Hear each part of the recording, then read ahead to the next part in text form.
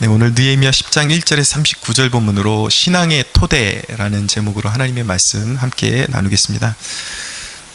우리가 느헤미야 이 각 장별로 이제 어떤 사건의 일련성을 눈여겨서 봐야 합니다. 이제 8장에 어떤 일이 있었는지 혹시 기억나십니까? 8장에 말씀의 부흥이 일어났습니다. 말씀의 부흥이 일어났고 그 말씀의 여파로 이제 도미노 현상이 일어나는 거예요. 지금 9장에서 회개운동이 일어났습니다. 그리고 그 회개운동의 일환으로 10장에서 이제 이스라엘 백성들의, 유다 백성들의 그 신앙과 예배 회복의 결단이 이제 주어지게 되는 것이죠. 여러분, 진정한 회개에는 항상 구체적인 적용과 그리고 결단이 필요한 것입니다. 반드시 따라야 하는 것입니다. 후회하는 것은 회개가 아닙니다. 구체적인 삶을 고치는, 이전에 하나님의 뜻대로 살지 못했던 삶을 고치는 그러한 결단과 그러한 실행이 있어야 그것이 비로소 회개가 되는 것입니다. 오늘 이제 10장에 이제 여러 이제 명단이 나오는데요. 읽다 보면은 아주 눈에 익숙한 이름들도 나오죠. 반갑고, 다니엘, 느헤미야도 나오고, 네, 오바댜, 호세야, 이런 이름들 다 나옵니다. 그런데 이 명단이 지금 보여주는 것은 이제 그 영적인 각성의 결과로 이제 새롭게 신앙을 결단한 그 각 종족의 대표들의 이름을 여기에다 기록해 놓은 것입니다. 그러니까 이제 모든 사람 이름이 여기 들어간 것이 아니라 이제 이스라엘 백성들의 대표격인 그런 사람들의 이름만 여기에 들어가 있는 것입니다.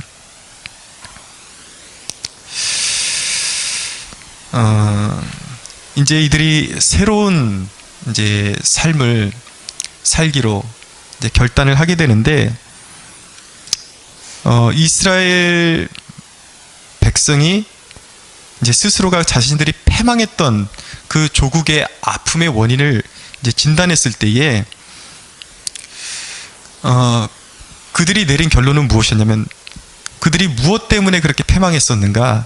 그들이 내린 결론은 그들이 하나님을 섬기는 일을 소홀히 하고 우상을 섬겼기 때문에 멸망했었다라는 이제 결론에 도달하게 된 것입니다. 그래서 이제 오늘 신앙적인 결단을 하게 되죠.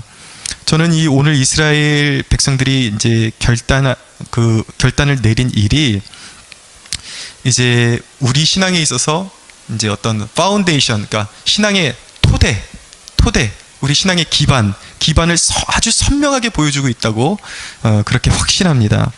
아주 망설임이 없이 아주 명확하게 우리 신앙의 토대를 어디다 둬야 하는지 그것을 보여주는 대목이라고 이제 볼 수가 있겠습니다.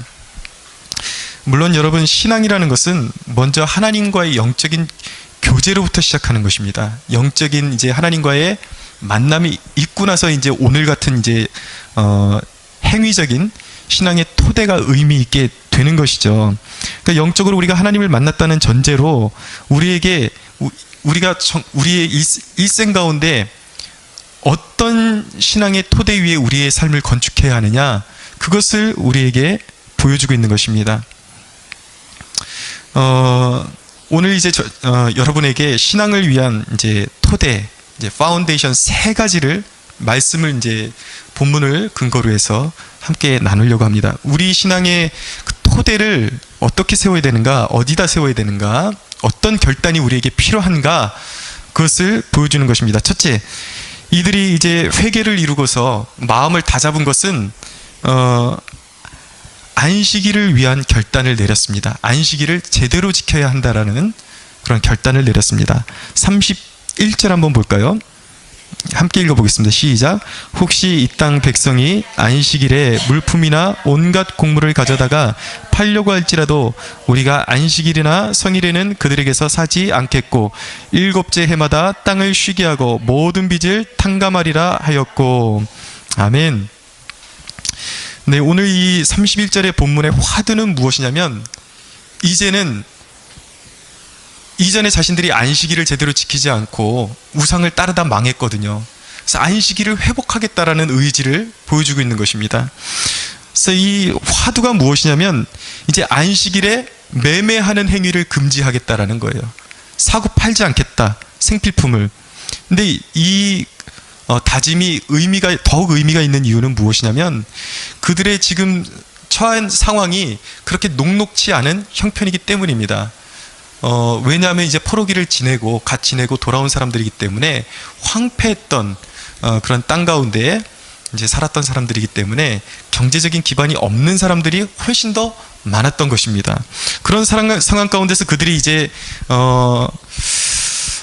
조금이라도 편안한 삶을 누리기 위해서는 이제 그 이방 사람들이 이제 그 유통하는 그 물건을 자신들이 가지고 있는 물건과 맞바꿔서 교환을 하거나 이제 그 이방 사람들이 가지고 다니는 그 파는 물건들을 사야 하는데 그 물건을 교환하고 사고 파는 가장 적기가 언제였냐면 안식일이었습니다. 아마도 그 상인들이 안식일날 활발하게 활동을 했던 것 같아요. 근데 그날 안식일날 하나님을 신앙하는 믿음을 지키기 위해서 오로지 예배하는 데 집중하기 위해서 자신들의 그런 어떤 불편함을 감수하고 이득을 내려놓고 유익을 내려놓고 온전히 예배에만 집중하는 안식일로 지키겠다라는 결단을 내린 것이기 때문에 더욱 의미가 있는 것입니다. 우리로 따지면은 주일에 어떤 그 나에게 유익이 올지라도 재정적인 유익이 오고 그런 물질적인 유익이 올지라도 그 모든 경제활동을 끊어버리고 예배에만 집중하겠다는 그런 결단인 것입니다. 사실은 우리가 지금 내릴 수 있는 결단과 비교할 수 없는 그런 큰 결단을 내린 거예요. 꼭 반드시 필요한 일이었는데. 그리고 또 한 가지, 이제 이들이 7년째 안식년 제도를 지키겠다고 다짐을 합니다. 그리고 빚진 자의 빚을 7년째 그 안식년에 탕감해주는 이제 제도를 반드시 지키겠다라는 그런 다짐을 하고 있는 것이죠. 안식년을 지키는 이유는 무엇입니까? 땅도 쉬어야 하고 또 이웃의 무거운 짐을 덜어주겠다라는 뜻이에요. 가난한 자들의 무거운 짐을, 그들의 빚진 것을 이자를 받지 않고 이제 빚을 탕감해 줌으로 말미암아 그들의 무거운 짐을 덜어주겠다라는 그런 결단인 것이죠. 이것은 곧 하나님의 말씀인 율법을 자신들이 그대로 다시 지키겠다라는 그러한 철저한 각오에서 나온 결단이었던 것입니다. 여러분, 이것이 우리에게 어떻게 적용이 될까요? 이제 안식일은 우리에게 예수님께서 무덤문을 여시고 안식 후 첫날 부활하심으로 인해서 이제 주일로 대체가 되었습니다. 우리에게 주일이 바로 안식일 개념이 되는 거예요. 조금 의미는 달라졌지만은 분명한 것은 안식일의 정신이 우리 주일에 이제 여전히 이제 흐르고 있는 것입니다. 여러분, 우리가 우리 주일을 어떻게 지켜야겠습니까? 주일은 경제활동을 위한 날이 아닙니다. 주일은 오직 하나님을 예배하며 나보다 이웃을 살피는 날이에요. 그것을 잊지 말아야 합니다. 사랑하는 여러분, 오늘 말씀을 근거로 해서, 권위로 해서 여러분들에게 권고합니다. 여러분들 예배를 드리되 그냥 드리지 마시고 반드시 준비된 예배를 드리십시오. 오실 때 그냥 오지 마시고 부어주실 은혜, 오늘 부어주실 은혜를 사모하면서 오세요. 그리고 적어도 15분 이상씩 예배당에 일찍 오셔서 자리 잡고 성령님의 임재하심을 위해서 기도하시고 은혜를 사모하는 그러한 여러분들이 되기를 바랍니다. 준비된 예배라는 것은요, 또 이 복장도 좀 신경 쓰셔야 돼요. 우리 예전에 신앙훈련 받을 때는 우리 다 아시겠지만 주일 예배 드릴 때는 정말 최고의 정성으로 하나님께 올려드리는 것이 하나님에 대한 예의라고 그렇게 이제 우리가 배웠거든요. 그래서 반드시 뭐 정장을 입어야 된다 그런 것은 아닙니다. 단지 이제 너무 평소에 입던 그런 소위 이제 후질근한 그런 옷을 입지 마시고 이제 예배 때 주일만큼은 정말 준비된 옷으로 깔끔하게 잘 이렇게 준비된 옷으로 입고 하나님 앞에 여러분들 나올 수 있게 되기를 바랍니다. 주일은 섬김의 날이에요. 주일은 나를 위한 날이 아니라 소외된 이웃이나 우리 이웃을 돌아보는 날입니다. 또 교회에서 여러분들이 이제 하나님께 받은 달란트를 가지고 섬기는 날이에요. 우리 교회는 이제 개척 초기이기 때문에 아직 이제 그런 이제 일은 아직까지는 없지만 원래는 우리 주일날 모이면 이제 예배드리고 이제 서로 반갑게 이제 담소 나누면서 국수 맛있게 먹고 헤어지지 않습니까? 그런데 원래 주일은 이제 예배 끝나고 나면 이제 아이들이 있잖아요. 뭐 이제 유아부, 초등학생들, 중학생들, 고등학생들, 이런 아이들을 우리가 돌봐줘야 됩니다. 적극적으로. 그럼 봉사하는데 적극적으로 시간을 할애하는 것입니다. 여러분, 비록 우리 교회가 이제 작은 교회지만 이 마인드만큼은 확실해야 돼요. 여러분들, 섬김을 받는 자리에 머물려고 하지 마십시오. 항상 내가 섬길 수 있는 것이 무엇이 있을까 고민하시고 내가 먼저 섬김의 자리로 나아가는 그러한 이제 본이 되는 모습이 있어야 하는 것입니다. 특별히 이제 여러분들 주위에 이웃들 가운데 혹시 나의 도움이 필요한 이웃은 없는가 좀 눈여겨보세요. 그리고 주일날 이제 그들에게 혹시 필요한 도움이 있으면, 필요한 것이 있으면 그들에게 작은 것이라도 정성을 베풀고 이웃에게 우리의 소중한 사랑을 나눠주는 그런 시간을 갖는 것이 바로 주일의 참 의미인 것입니다. 가능하면 율법적으로가 아니라 가능하면 오락을 위해서, 여러분들의 오락을 위해서 시간을 들이지 마십시오. 가능하면 이제 교회 봉사를 잘 마치고 집에 돌아가서 가족들과 함께 쉬면서 오늘 하루 중에 받은 은혜, 예배 중에 받은 은혜, 사람들과 대화 나누면서 그 받은 은혜를 나누십시오. 그래서 은혜로운 하루가 될 수 있게끔 주일을 잘 지키실 수 있게 되기를 바랍니다. 주일을 잘 지키는 사람에게는 큰 은혜가 있습니다. 그 은혜가 어디에 기록이 되어 있냐면 우리 이사야서 58장 제가 한번 찾아서 읽어드리겠습니다. 찾을 수 있는 분들은 같이 찾아서 읽어주시기 바랍니다. 이사야서 58장, 조금 뒤에 가면 이사야서 58장, 구약성경 1037페이지 58장 13절에서 14절입니다.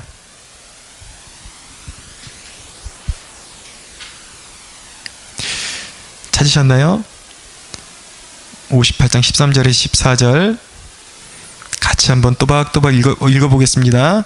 만일 안식일에 내 발을 금하여 내 성일에 오락을 행하지 아니하고 안식일을 일컬어 즐거운 날이라 여호와의 성일을 존귀한 날이라 하여 이를 존귀하게 여기고 내 길로 행하지 아니하며 내 오락을 구하지 아니하며 사사로운 말을 하지 아니하면 내가 여호와 안에서 즐거움을 얻을 것이라.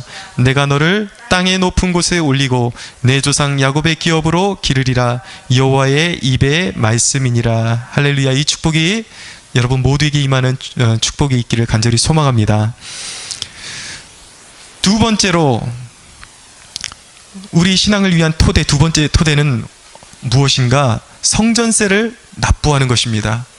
오늘 이스라엘 백성들이 결단한 것이 바로 성전세를 다시 내기로 결단한 것입니다. 오늘 본문 들어가서 32절을 볼까요? 제가 읽어보겠습니다. 우리가 또 스스로 규례를 정하기를 해마다 각기 세겔의 3분의 1을 수납하여 하나님의 전을 위하여 쓰게 하되 라고 말씀하고 있습니다. 한 절만 더 읽겠습니다. 곧 진설병과 항상 드리는 소제와 항상 드리는 번제와 안식일과 초하루와 정한 절기에 쓸 것과 성물과 이스라엘을 위하는 속죄제와 우리 하나님의 전의 모든 일을 위하여 쓰게 하였고 라고 말씀하고 있습니다. 원래 출애굽기 30장에 보면은 율법 가운데 20살 이상이 된 사람들로 남자들로 이제 성전세를 이제 받게 규정이 되어 있습니다. 이제 당시 이제 화폐 가치로 반세겔을 1인당 내게 되어 있었어요.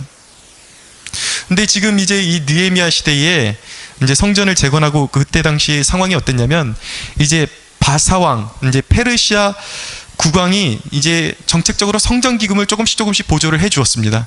그런데 그 성전 기금을 가지고 예루살렘 성전을 운영하기가 턱없이 부족했던 거예요. 그래서 이제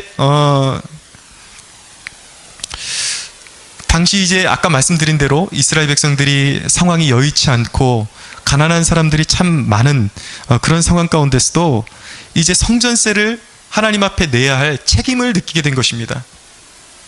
자신들의 신앙을 일으키고 성전을 일으켜 세우기 위해서 이제 자신들이 마땅히 내야 할 그런 이제 세금을 다시 내기로 결단을 한 것이죠. 그런데 오늘 보니까 반세겔이 아니라 3분의 1세겔이라고 말씀하고 있어요. 왜 이렇게 했을까요? 상황이 어려우니까 율법의 말씀에서는 분명히 반세겔이라고 했지만 상황이 너무 어려우니까 사람들의 형편을 따져서 3분의 1로 줄였던 것입니다. 여러분, 여기서 우리가 볼 수 있는 것은 이 이스라엘 백성들이 율법을 문자적으로 해석하지 않고 당시 사람들이 처한 상황에 맞게 대처했다는 사실은 아주 중요한 의미가 있는 것입니다. 우리가 하나님의 말씀을 대하고 이럴 때 어떻게 우리가 적용해야 될까? 여기에 깊은 의미가 있는 것이죠. 무조건 문자적으로만 이렇게 갖다 들이대고 왜 이렇게 안 하냐? 이것이 아니라 상대방이 처한 상황이 어떤지 좀 이해해주고 돌아볼 필요가 있다라는 것입니다. 저는 이 느헤미야서 특별히 이 성경 전체를 제가 이렇게 강해하면서 느끼는 것인데, 성경이 얼마나 자주 우리의 신앙과 물질과 물질 생활, 하나님께 물질을 드리는 생활이 얼마나 밀접하게 관계되어 있는지, 그 하나님께 물질을 우리가 드리는, 헌신하는 일이 얼마나 중요한지를 하나님께서 거듭거듭 반복하시는 일을 볼 때마다 저는 놀라게 됩니다.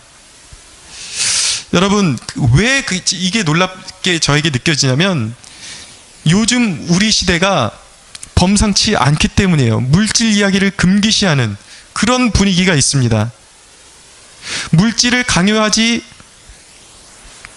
물질을 마치 물질 얘기를 하면은 무조건 물질을 강요하는 것처럼 그렇게 비춰지기 때문이에요.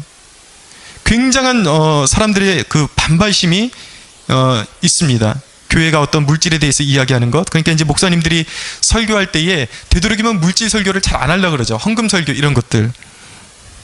그런데 여러분, 우리가 깨달아야 하는 사실은 무엇이냐면, 물질을 강요하지는 말아야 합니다. 강요하는 것은 올바른 것이 아닙니다. 그러나 반드시 성도의 삶에 있어서 올바른 헌금 생활은 반드시 가르쳐야 하는 것입니다.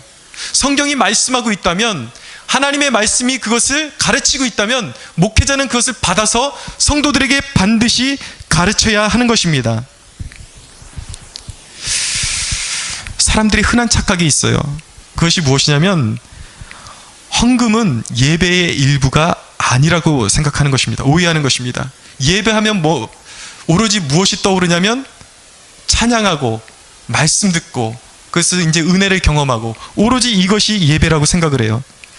사람들이 은연중에 헌금에 대해서는 이것이 예배의 중요한 일부라는 사실을 그렇게 각인을 하지 못하는 것 같습니다. 그래서 예배를 드리다 보면은 항상 준비되지 않은 상태로 와서 그냥 부랴부랴 그냥 이렇게 주머니에 꺼내서 헌금을 내게 되고, 이런 모습을 보게 되는 것이죠.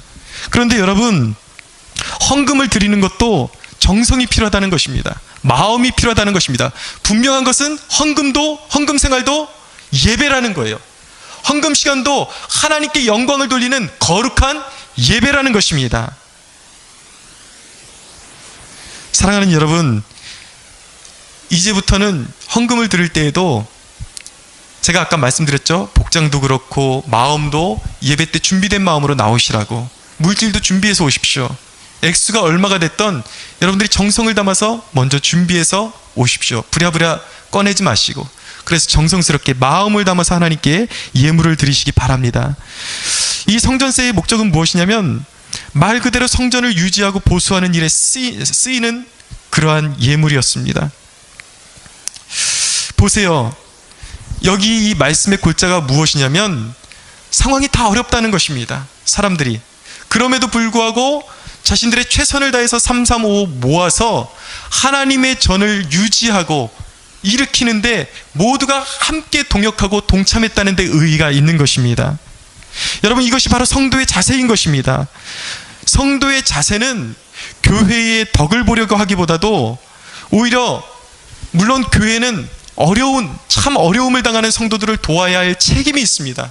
그것은 교회의 책임이에요. 의무예요. 그렇지만 기본적으로 우리 성도들이 가져야 하는 생각은 무엇이냐면, 어떻게 해서든 교회의 덕을 하나라도 더 볼까, 섬김을 받을까, 이런 마음의 자세를 갖는 것이 아니라 오히려 자신의 작은 물질과 헌신을 통해서 교회를 세우고, 오히려 교회의 필요를 살피고 교회가 낙후되지 아니하도록 돌보는 일이 바로 우리 성도들의 축복의 첩경임을, 지름길임을 깨달아야 하는 것입니다.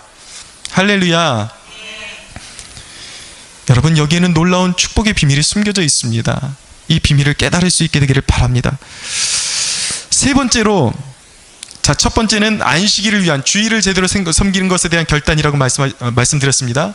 두 번째는 성전 세를 내는 것, 우리에게는 이것이 주일 헌금을 하나님 앞에 드리는 것에 적용될 수가 있겠습니다. 세 번째는 무엇이냐면 이스라엘 백성들이 결단한 것은 바로 11조를 납부하는 것이었습니다.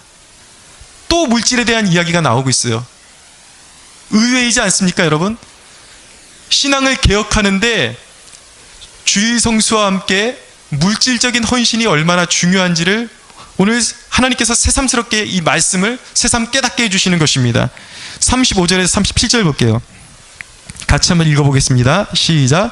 해마다 우리 토지 소산의 만물과 각종 과목의 첫 열매를 여호와의 전에 드리기로 하였고, 또 우리의 맏아들들과 가축의 처음 난 것과 소와 양의 처음 난 것을 율법에 기록한 대로 우리 하나님의 전으로 가져다가 우리 하나님의 전에서 섬기는 제사장들에게 주고, 또 처음 익은 밀의 가루와 거제물과 각종 과목의 열매와 새 포도주와 기름을 제사장들에게로 가져다가 우리 하나님의 전에 여러 방에 두고, 또 우리 산물의 11조를 레위 사람들에게 주리라 하였나니, 이 레위 사람들은 우리의 모든 성읍에서 산물의 11조를 받는 자임이며. 아멘. 여기서 11조의 기원을 좀 이제 우리가 점검할 필요성이 있습니다. 11조의 기원이 어디에 있는가? 창세기 14장에 보면 아브라함이 이제 전쟁을 치르고 돌아오는 길에 멜기세덱이라는 이제 살렘 왕을 만나서 자기의 11조를 10분의 1을 이제 취해서 이제 드리는 사건이 이제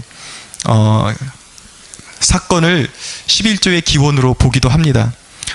또 한 곳에 이제 11조에 대한 이야기가 나오는데 창세기 28장에 보면 야곱이 베델에서 이제 돌베개를 베고 자다가 이제 거기서 제단을 쌓죠. 그리고 하나님을 만납니다.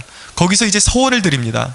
하나님께서 나의 길을 형통하게 하시고 안전하게 인도해 주시면 내 모든 가산에서 매번 10분의 1을 띄어서 하나님께 드리겠습니다라는 서원을 드리게 되는 것이죠.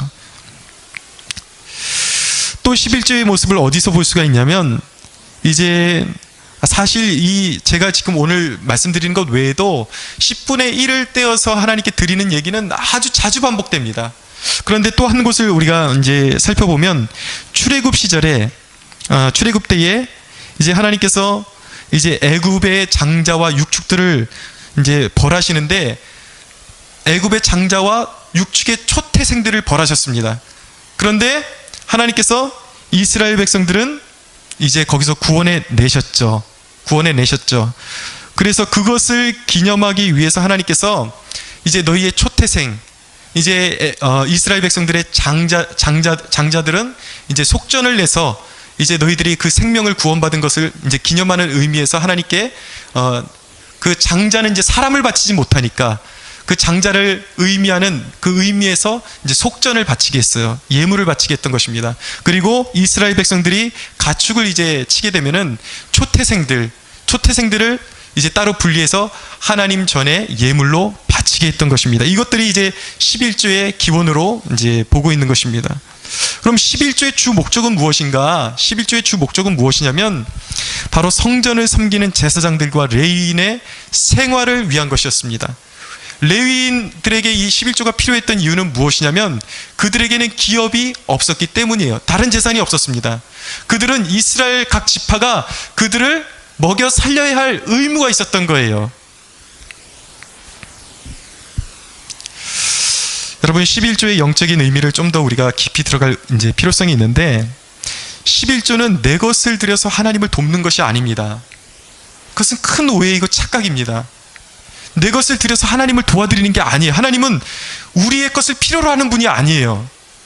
하나님이 천지가 다 하나님의 것인데 무엇이 필요해서 하나님께서 우리에게 그것을 11조를 요구하시겠습니까? 그런 생각으로 11조를 드리면 안 되는 것입니다. 11조의 의미는 무엇이냐면 내가 가진 모든 것들이 하나님의 것임을 고백하는 신앙 고백적인 차원에서 드리는 것입니다. 신앙 고백적인 의미가 있는 거예요. 열 중에 하나를 뺏기는 것이 아니라 열이라는 것을 하나님이 나에게 주신 것입니다. 그 중에서 하나를 떼어서 이 모든 것을 하나님이 내게 주신 것입니다라는 고백으로 드리는 것입니다. 그것은 곧 내 삶 가운데 하나님의 주권을 인정하는 것이에요. 하나님이 내 삶의 주인이십니다. 내 호흡, 내 삶, 내 시간, 내 물질, 모든 것들이 바로 살아계신 하나님, 당신이 내게 주신 것입니다 라는 고백으로, 하나님 당신이 아니고서는 내 삶을 결코 영위할 수가 없습니다 라는 고백으로 떼어서 드리는 것이 바로 10분의 1, 11조인 것입니다. 그래서 그것을 드림으로 인해서, 하나님의 주권을 인정함으로 인해서 우리가 하나님을 돕는 것이 아니라 하나님의 돌봄을 우리가 입는 것입니다. 할렐루야. 그렇기 때문에 여러분, 생활이 어려울수록 자꾸 11조를 내는 훈련을 하셔야 돼요. 사람들이 자꾸 오해를 하는 게, 생활이 어려우면 좀 생활이 핀 다음에 11조를 내지, 여러분 그런 마음이 있기 때문에 생활이 피지를 않는 것입니다. 축복을 못 받는 거예요. 11조는 오히려 가장 어려울 때 내는 습관을 들이셔야 돼요. 이제 한국교회의 흐름이 자꾸 이제 좀 삐딱하게, 이 11조나 헌금에 대해서 삐딱하게 보기 때문에 강요하면 안 된다, 11조를 강요하면 안 된다, 11조를 그냥 마음에서 우러나오는 대로 그냥 드리려면 드리고 말려면, 그럼 그 사람의 마음이지 강요해서는 안 된다 그러는데, 강요 차원이 아니라 이 11조는 너무나도 중요한 것입니다. 가난할수록 그 사람에게 하나님의 축복이 임하는 것을 깨닫게 해주기 위해서 오히려 11조를 가르쳐야 되는 거예요. 우리가 그 사람이, 교회에서 그 사람의 형편이 어렵다고 11조를 안 내도 된다고 가르친다면, 그 사람의 삶 가운데 하나님의 초자연적인 공급과 채우심이 임할 수 있는 하나님의 손길을 우리가 빼앗아가는 그러한 죄를 짓는 꼴이 되어버리는 것입니다. 여러분, 가난을 극복할 수 있습니다. 하나님께서 우리의 재정을 채워주기를 원하십니다. 하나님께서 우리의 삶을 돌봐주시기를 원하십니다. 그것의 첫걸음이 무엇이냐면 온전한 11조를 하나님께 드리는 것입니다.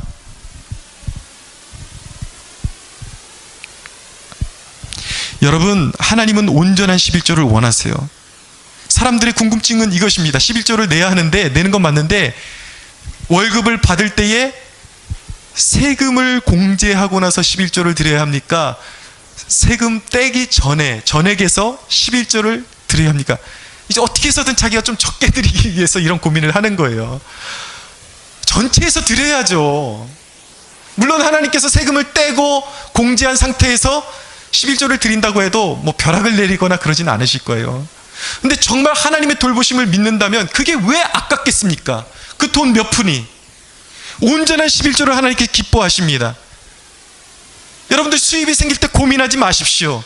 마음만 있으면 되지라고 말하는데 아닙니다. 액수도 중요합니다. 하나님 앞에 정직해야 합니다. 하나님은 정직한 11조를 원하십니다. 온전한 11조를 원하십니다. 사랑하는 여러분, 여러분의 11조가 온전한 11조가 되기를 축원합니다. 말라기서 한번 제가 말씀 찾아서 읽어드리겠습니다. 11조에 관한 하나님의 약속이 있는 말씀이 있습니다.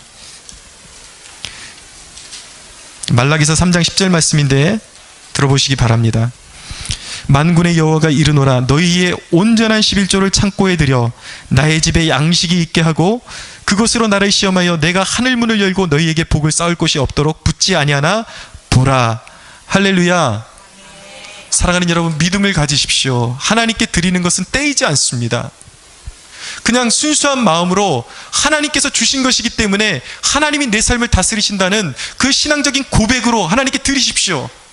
망하지 않습니다. 손해보지 않습니다. 하나님이 여러분들 코 묻은 돈 빼앗아가지 않습니다. 하나님이 여러분들의 삶을 돌봐주실 줄로 믿습니다. 여러분, 오늘 이 대목에서 중요한 또 한 가지 포인트가 있습니다. 오늘 이 11조가 오늘날의 개념은 다 화폐 개념으로 우리가 헌금을 논하게 되지만, 당시에는 토지 소산의 만물들, 그리고 소와 양의 처음 난 것들, 첫 열매. 중요한 것은 뭐예요? 여기서 반복되는 것은 만물, 첫 열매, 이것을 말씀하고 있습니다. 이것이 의미하는 것은 무엇입니까? 가장 뛰어나고 가장 좋은 것들을 말하는 것입니다. 여러분, 이것은 교회를 섬기는 우리의 자세가 어떠해야 하는지를 우리에게 보여주는 대목인 것입니다. 교회는 늘 검소해야 한다는 명목으로 늘 쓰던 것, 허름한 것, 어디서 누가 버린 것 주워다가 그렇게 이렇게 놓으려는 사람들의 경향이 있어요. 그런데 하나님의 전을 섬기는 것은 그래서는 안 된다는 것입니다. 여러분, 제가 이전 교회에 어떤 일이 있었냐면, 이전에 제가 시부했던 교회 가운데 이제 겨울이 되면 난방비를 아끼기 위해서 이제 난방기계를 교회에서 구입을 하는 거예요. 근데 아끼기 위해서 상표도 없는 난방기계를 몇 대를 들여왔습니다. 큼직한 거를. 소리도 엄청 크고 시끄럽고. 근데 고장이 났어요, 그 난방기계가. 겨울에 추운데. 근데 고쳐야 되는데 너무 싸구려를 사고 이름 없는 걸 사가지고 이 회사가 망해버리고 없는 것입니다. 고칠 수가 없는 거예요. 그래서 이러지도 못하고 저러지도 못하는 그런 상황이 된 것입니다. 버리자니 그동안 산 돈이 아깝고, 또 이거 쓰자니 쓸 방법이 없고, 이러지도 못하고 저러지도 못하고 그냥 벽 뒤에다가 세워놓고 쓰지도 못하고 그냥 그렇게 방치해두는 그러한 일을 이제 제가 보았습니다. 사랑하는 여러분, 기억하십시오. 교회는 하나님의 전은 가장 좋은 것으로 섬겨야 하는 것입니다. 이 말을 결코 사치를 조장하는 말로 듣지 마십시오. 보세요. 여러분, 우리가 최고로 좋은 것이라는 그 표현을 쓸 때에 우리가 꼭 사치하면서 최고가의 옷을 사입어야 우리가 예쁘게 입고 멋지게 입을 수가 있습니까? 그런 것은 아니죠. 그런 말씀 드리는 것은 아닙니다. 형편에 따라서, 사는 정도에 따라서 최선이어야 한다는 것입니다. 최선의 것을 하나님께 드릴 줄 알아야 한다는 것입니다. 흔히 이제 헌금 얘기하면 사람들이 그 성전 앞에서 어떤 과부가 두렙돈을 드렸다. 그래서 그냥 정성만 있으면 되고 작은 물질이 오히려 클 수 있다, 사람들이 그러는데, 여러분, 그 과부의 두렙돈은 예수님께서 말씀하셨습니다. 그 여인의 한 달 생활비의 전부라고 말씀하고 있습니다. 그녀의 전부였던 것입니다. 그녀에게는 엄청난 큰 것이었던 것입니다. 그녀가 드릴 수 있는 최선의 것으로 하나님께 드렸던 것입니다. 여러분, 하나님께 드리는 것들은 항상 최선의 것이 되어야 하는 것입니다. 여러분, 신앙의 부패의 증상이 어떻게 시작되는지 아십니까? 점점 섬김이 귀찮아지는 거예요. 뭐든지 대충 하려고 하는 것입니다. 하나님께 구별해서 드리지 않고 늘 엉성한 것들을 드리려고 하는 그런 마음들이, 그냥 대충 천천히 가도 되지, 예배 시간 그냥 그냥 10분 20분 늦는 건 그냥 그럴 수도 있는 거지, 예배 참석만 하면 되지, 헌금도 그냥 가서 대충 드리면 되지, 이런 루즈한 마음의 상태가 내 신앙이 이미 부패하고 있다는 것을 반증하고 있는 것입니다. 여러분, 그런데 자, 보세요. 말라기서 제가 한번 찾아서 읽어드리겠습니다. 하나님께서 이런 자세에 대해서 뭐라고 말씀하시는가?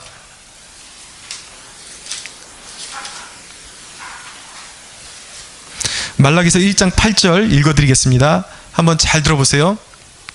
만군의 여호와가 이르노라, 너희의 눈먼 희생의 제물을 바치는 것이 어찌 악하지 아니하며 저는 것 병든 것을 드리는 것이 어찌 악하지 아니하냐. 이제 그것을 너희 총독에게 드려보라. 그가 너를 기뻐하겠으며 너를 받아주겠느냐. 세상의 권세자라고 할지라도 너희가 그 사람 앞에서 예의를 갖추지 않고 그 사람에게 드리는 예물을 썩은 것을 갖다 주면은 세상의 총독이라도 너희를 어떻게 가만두겠느냐. 괘씸하게 여기지. 하물며 너희가 하나님 앞에 늘 바치는 것을 보면 썩은 것, 희생, 눈먼 것. 당시에는요, 그 자기 가산 중에 그 우양이 있으면 이렇게 가장 좋은 것이 먼저 통과하면은 첫 번째 통과한 것을 무조건 하나님께 드렸어야 했어요. 그런데 이렇게 선을 거놓고서 이제 자기의 양떼 중에 좋은 것이 오면은 이스라엘 백성들이 왜 저리 가. 그래서 거기서 이제 장애가 있고 병신된 것들, 나쁜 것들, 이런 것들이 이제 그 밑으로 지나가게 해서 이게 걸렸네. 그러면서 하나님께 드렸던 거예요. 하나님께서 괘씸히 하시는 것입니다. 생각을 해보십시오, 여러분. 여러분, 하나님에 대해서 일말의 존경심도 없으면서 복받기를 원하십니까? 이게 억지인 것입니까? 그렇지 않죠. 하나님께 물질 생활하는 것, 예배 생활하는 것이 얼마나 중요한지를 가르쳐 주는 것입니다.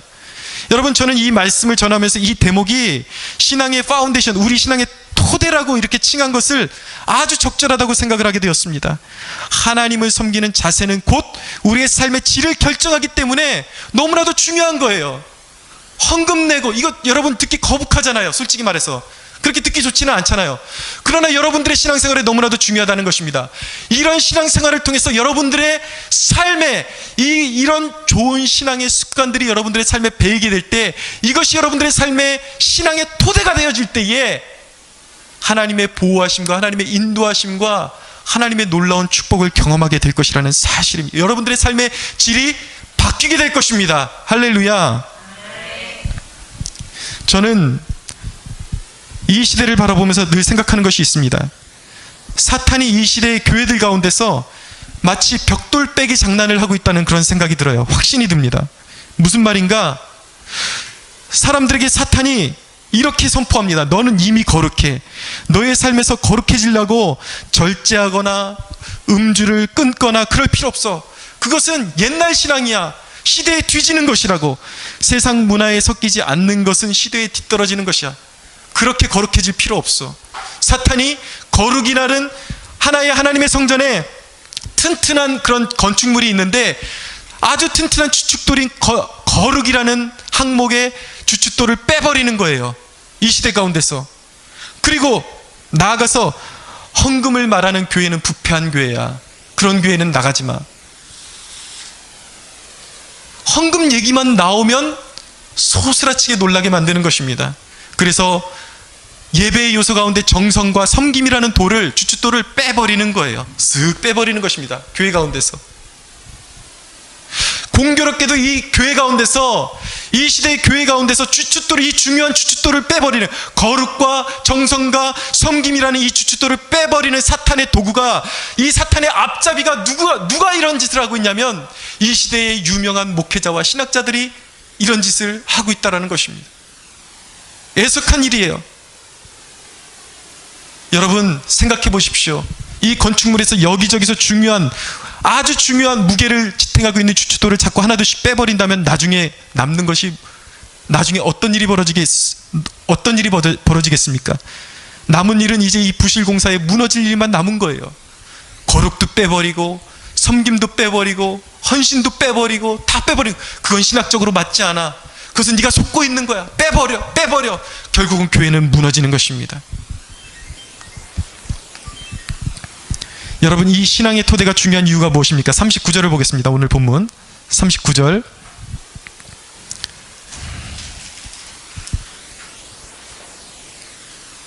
함께 읽겠습니다. 시작.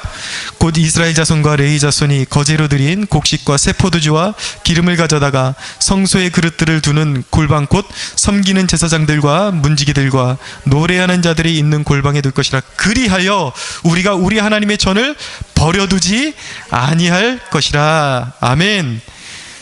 여러분, 교회는 성도의 젖줄입니다. 여러분이 천국에 입성할 때까지 영적인 힘과 능력과 전략을 공급받는 장소가 어디입니까? 교회인 것입니다. 여러분, 자동차가 완주하기 위해서 주유소가 필요합니다. 우리 인생의 주유소가 필요합니다. 우리에게 영적인 능력과 힘과 싸울 수 있는 능력, 전략을 공급받을 수 있는 곳이 바로 여러분들이 섬기는 교회인 것입니다. 여러분, 교회 없이도 스스로 경건할 수 있다고 생각하는 사람들이 있습니까?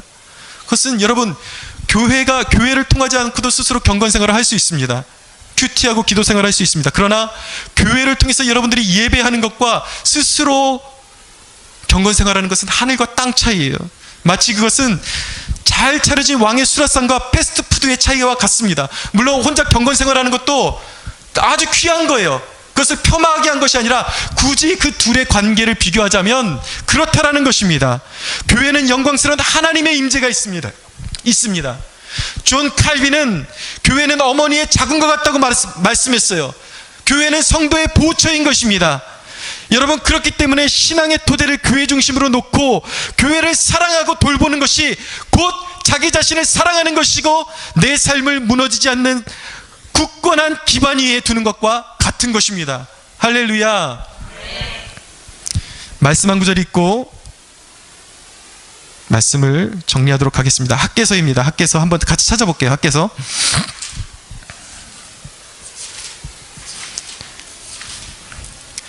구약성경 1311페이지 학개서 9장 1장 9절에서 11절 학개서 1장 9절에서 11절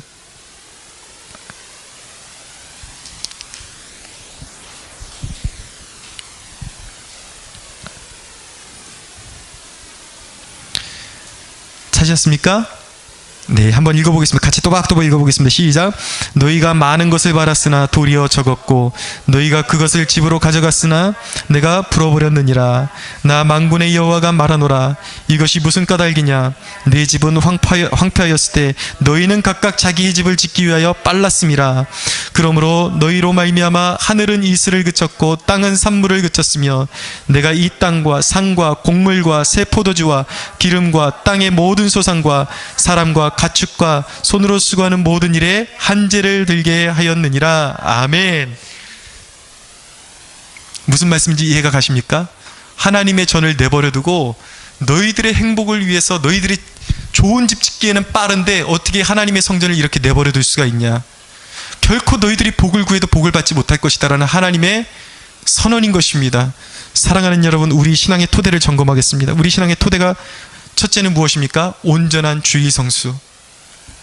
두 번째는 정성이 담긴 헌금 생활. 세 번째는 온전한 11조. 이것이 바로 우리의 신앙의 굳건한 토대가 되어야 할 줄로 믿습니다. 이것을 통해서 하나님께서 우리의 삶을 지키시고 우리의 삶을 두르시고 인도하시는 역사가 끊임없이 우리의 삶 가운데 나타나는 그런 놀라운 축복의 역사가 임할 줄로 믿습니다. 우리 하나님께 영광의 박수 한번 올려드리겠습니다.